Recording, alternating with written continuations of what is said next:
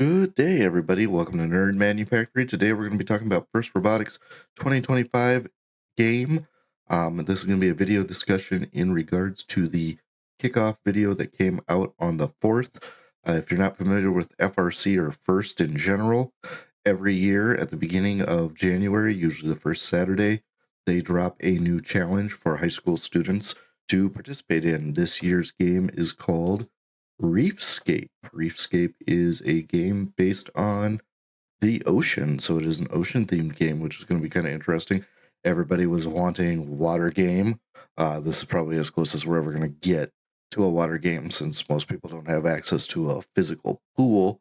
But with that being said, I want to kind of go through the game video that I've seen. I've watched it a few times. I'm pretty sure everybody has watched it multiple times if you're on an FRC team. And just kind of give my take on a few things from it. As always, make sure you read the rules, because there are tons more things outside of the video for it. And then if you're new to FRC or a newer team, I'm going to post a link to Chief Delphi, which is a great forum for everything first related, especially FRC stuff during the build season. I'm also going to talk about point breakdowns. So let's just kind of get into it right away here. I'm going to play the game animation. I'm going to stop it periodically, back it up. We're going to just discuss it. So here we go. Obviously, you can hear the water noises, so that's always fun. Welcome to the 2025 First Robotics Real quick, I want to actually back this up because I wanted to mention. This is noting that in 2020, during the pandemic time, they shut down first. So the following year, in 2021, teams were given the opportunity to design a challenge, and the last year's game and this year's game have taken advantage of some of those concepts. So this might be where we see a lot of games come from in the near future, or for the at least foreseeable future, is ideas pulled from that year. So keep that in mind. It's kind of fun. So these are actually semi-designed by previous students or current students if they're still on the team. That actually, no, they wouldn't be at this point because they probably have already graduated. Oh, wow, and it rebooted. I'm sorry about that. I'll use the mouse from now on. Welcome to the 2025 First Robotics Competition game, Reefscape, presented by Haas. Two alliances of... So one thing I want to note is very open field, but check the rules because there are certain things that aren't allowed. There is, for defensive play purposes, only one robot on each side of the field, opposing alliance, by the way. So if you're on the blue side of the field and you're a red robot, you can only have one red robot over here. And same thing goes over on the red side. You can only have one blue robot over there. Otherwise, there's a bunch of penalties that happen. So make sure you read the rules. 3 teams each compete to earn points by harvesting algae. Also, side note, all the robots that you see that are playing the game, they are not necessarily viable concepts.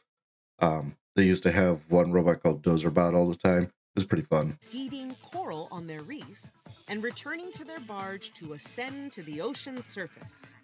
Also a note, read the rules for this. Anything that has to do with this chain or the top plate, that's a no-touch zone. If you touch that area, you get penalty. It's gonna be kind of hard to grab this component, especially the low one. Alliances earn additional rewards for meeting specific scoring thresholds and for cooperating with their opponents. Prior to the start of the match, teams can choose to hang a shallow cage or a deep cage on their barge. Robots start each match at their starting line and may be preloaded with one coral. During the first 15 seconds of the match, robots are autonomous and can be programmed to leave the starting line, remove algae from their reef, and place coral on their reef. So if you noted there, moving gives you points, scoring the coral gives you points, but algae does not. Now, that isn't saying that you can't score it during this time, but just be aware that, like, if you're going to do anything, well, obviously moving, you'll accomplish that, but I would definitely try to score that coral first. If all enabled robots on an alliance leave the starting line and score at least one coral in auto, the alliance earns the auto ranking point. During the following 2 minutes and 15 seconds of the match, drivers control their robot. Robots can place algae in their net and collect coral from human players at their coral station to place on their reef. So backing up there for a moment, shooting into this net, um, I think accuracy is going to be very interesting with that. I'm not saying that robots can't do it. I just don't know how you're going to do it. And one thing I personally have not confirmed is height restriction. If you're able to go all the way up there and just drop it in, that makes that easy. But I'm going to be honest, I don't know if it's worth it, because one thing that happens in FRC is any robot that's super tall, and we're talking that, I think, if I remember right from the rules, is about 8 feet high. You're gonna have a robot that's gonna have what is called tippy bot syndrome, where you're gonna wobble. You're just gonna wobble like crazy, and you could fall over, and then you might end up on a YouTube compilation, because there's plenty of those out there on the internet where you can just type in FRC robot tipping, and you'll find them. Place algae in their net and collect coral from human players at their coral station to place on their reef. Coral placed higher on the reef are worth more points. If an alliance can score enough coral on all 4 levels, they will earn an additional ranking point. Robots can also deliver algae to their processor. Once processed, the algae can be taken by the opposing human player and scored into the net. Now, this is one thing that I have to say too. Robot getting it up there, if they have to shoot it, or if they can put it up there high, high way through using an elevator, probably going to be more accurate than a human player. But if you've got somebody who's really good at shooting free throws or free throws or doing any kind of basketball, you might have an advantage here. Though I will say that those balls are decently sized. They're like 16 inches, if I remember right. When 2 algae are delivered to each processor, both alliances earn a co-op point. The co-op point reduces the number of coral needed on the reef to earn the ranking point, and Now, I will say I feel like every team will participate in that, or they should strive for that, because that is a big advantage for both sides. influences a team's rank in the tournament. As time runs out, robots race back to their barge to hang on their cage and ascend to the ocean surface. Points are awarded to robots that can hang on a shallow cage, and even more points are awarded to robots that can hang on a deep cage. An alliance that scores enough barge points will earn the barge ranking point. So something to keep in mind there. Well, it's total of 14 points. So you need 14 points to get the barge ranking point. With that being said, 12 points for the deep cage and 6 points for the shallow cage. You need to look at your team composition, especially with that. If you've got one deep cage robot, you should at least have somebody try to park there. If you do not have at least one deep cage robot, you need all 3 of your robots to participate in this barge. So something to keep in mind for teams, especially going forward, unless something gets FAQ'd later with this, and that's not going to happen in this scenario. But make sure you always check the FAQs, because there are little things that can change, especially with certain rules in the game, like the height maximums and stuff like that, could get slightly adjusted, The alliance that earns the most points overall wins or at the least match. clarified. So, I mean, overall, this is a very interesting game.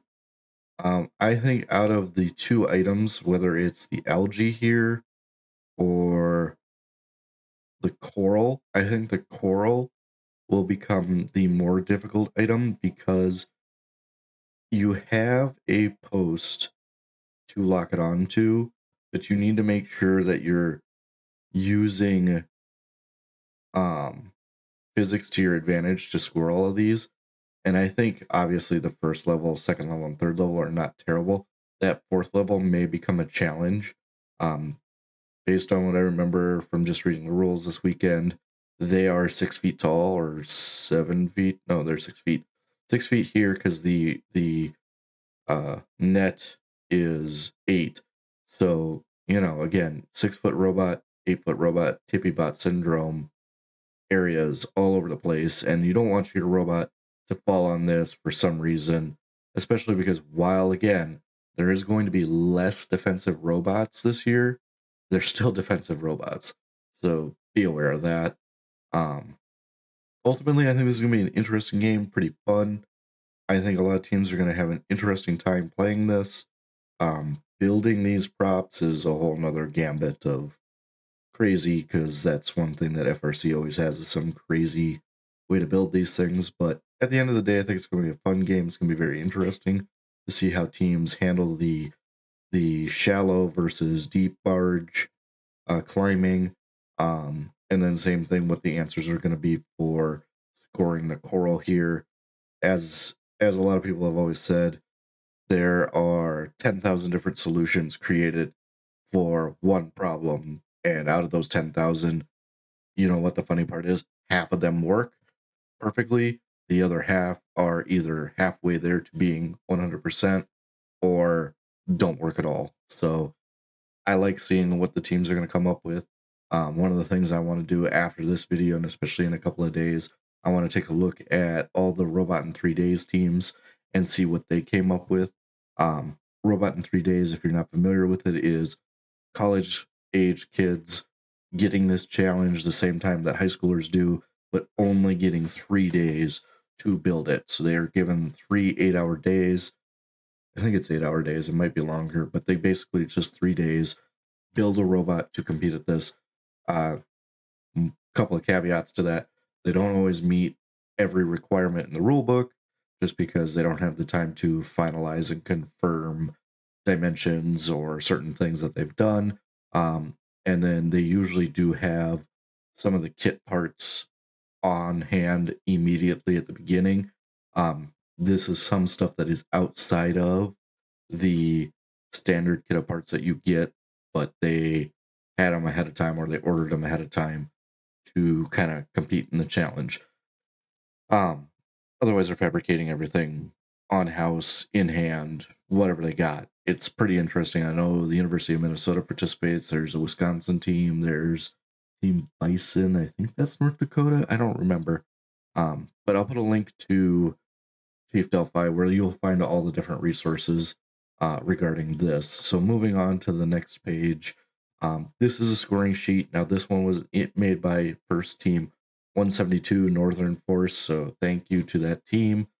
This is from Chief Delphi. The link that I provide will have many other groups' versions of this, so take a look at everybody's. They all lay them out a little differently, but they're usually kind of the same, giving you the map, which is really helpful.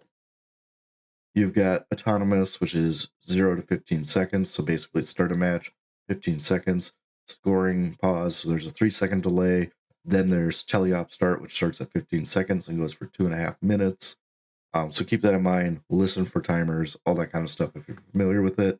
If you're new, you'll figure it out pretty fast. Autonomous scoring, obviously, we've got robots leaving the starting line, 3 points. Coral scored. Now, one thing you got to keep in mind here, teleop versus autonomous, you get 1 extra point per level. And actually, no, that's not 100% true. Prof is 1, level 2 is 1, and then when you go 3 and 4, you're going 2 and 2. So it's actually 1 bonus point, 1 bonus point, 2 bonus points, 2 bonus points. So keep that in mind for autonomous. The other thing is algae does not change. So algae is 6 points in the processor, 4 points in the net. I would highly focus on maybe doing something with this scoring, but one thing to note too is algae could interfere with this scoring. So you got to kind of look at that for autonomous and figure out what your options are. Teleoperated period. I definitely think that there's going to be a lot more options for Coral when it comes to the amount of scoring, but the question will really remain with how much can you do with the processor. And then you've got the barge. The barge has the park, which is 2. Getting on a shallow cage, which is the really high one, is 6 points. And then the deep cage is 12 points, so keep that in mind. Bonus scoring, cooperation. So if you do 2 algae, so 2 here and 2 here, you have to have a total of 4 algae, 2 in blue, 2 in red. Then you get 1 CP, and then that also helps you with the coral ranking point. Winning is 3 points. Now, this is the interesting thing when it comes to ranking. Used to be ranking was 4 total option points. So 4 points, 1 for winning, and then 1 for each special action during the game. This year, it's 3 for winning, 1 for the autonomous coral, scoring and everybody leaving, 1 for doing the cooperation, and then, well, not necessarily the cooperation, but the cooperation helps you. If you do that, then you get 5 coral scored on 3 levels, and then the 14 points or greater on the barge gets you 1 point. So you could have a total of 6 ranking points. Now, one downside though is if you tie a lot, you kind of shoot yourself in the foot with the uh, ranking points there, and then penalties. A foul is 2 points, and tech foul is 6 points. Again, take a look at the rules for that. But this is just a quick breakdown of this. Like I said, I'm probably going to wait a little bit, and then I'm going to look at all of the Robot in 3 days and kind of go over their videos and kind of discuss some of the things that I find interesting. If there's a lot of similarities between them, I may just notate that and not go through every single video, because I have seen that where one year they had a lot of very similar robots. But I'll try my best to see if I can get to that. With build season going on, it is kind of hard to do videos on top of this, as well as I do want to do my Arduino tutorials as well as other videos that I promised, and I do want to start up a couple of my smaller projects to help build this channel. So, I hope you enjoyed this video. Again, take a look at the links I'm going to put in the description below. And with that being said, thanks for watching. Remember to like and subscribe. Good luck to the teams out there for the 2025 season. I'm really excited to see some of you at the different regionals that I go to. And good luck to those that get to advance to Worlds or their state competitions, if applicable. As well as, if you are enjoying the channel, take a look at my Patreon link. Support the channel through Patreon if you are able. And always provide feedback in the comments on what I could do better, what I could do differently, or projects that you're interested in. Sorry that this video is a lot of talking with no filler in the background. I wanted to make sure that the video came through loud and clear for FRC, so I will have a link to the video with no commentary, just the video you saw fully, in the link description below, as well as, again, the Chief Delphi information. Until next time, remember to stay nerdy.